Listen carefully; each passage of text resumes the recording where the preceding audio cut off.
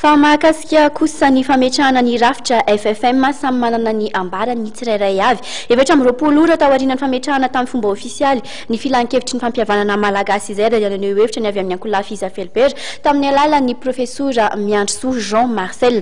Nosoritany mpanao politika ity fa mitsipaka io rafitra io amin'izao endriny izao ny Ankola Fiza Felbert. Nanao ny fanadihadiana Vola Ravavy sy Tsiry Rakoto Arsan. Mitsipaka ny rafitra FFM amin'izao endron'izao ny Ankola Fiza Felbert.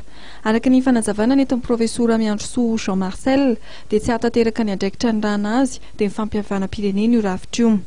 Fa raha amin'ny teny français dia izy copinage io na népotisme politique zany atao.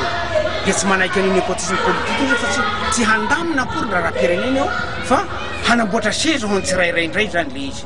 Zay fanamboarana seza indrindra no ialana mouvance za fa tsy tokony hisy intsony ny resaka seza fa ny seza kosa dia atao hamitana iraka fa tsy ny seza vonjena dia na ny natsoina tamin'izany zay dia tsy hiditra amin'izany satria tsy fandaritana ny firenena vonaika no marian'ny profesora Miandrosoa Jean Marcel ihany koa fa tokony tazoma ho filan-kevim-pirenena momba ny fampihavana na CNR ny fatsy FFM. Ho an'ny Ankola Fiza Felbert ankoatra ny malagasy dia ilaina ihany koa fampihavanana amin'ny malagasy amin'ny vahiny monina eto amintsika.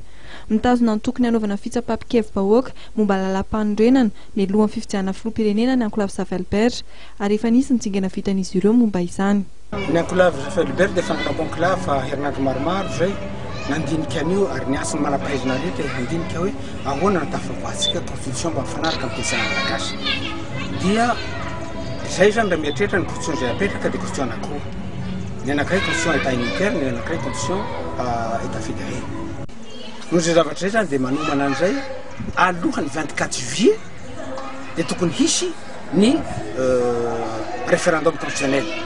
Dia efa nahita ny premier ministre zay dia efa nahita ny SADC zay atao zay mba hanaovana an'io tsy manakotana ny calendrier napetraky ny CNUD sy ny Nations Unies mba tsy hiverenana indray amin'ny manaraka. Araka ny fanazavana dia atoato no amohan'ny Ankola Fiza Felbert ny heverin'izy ireo fa lalam-panorenana mifanaraka ny zava-misy eto Madagasikara ary tokony hitondrana ny firenena ahafahana mahita ny fampandrosoana.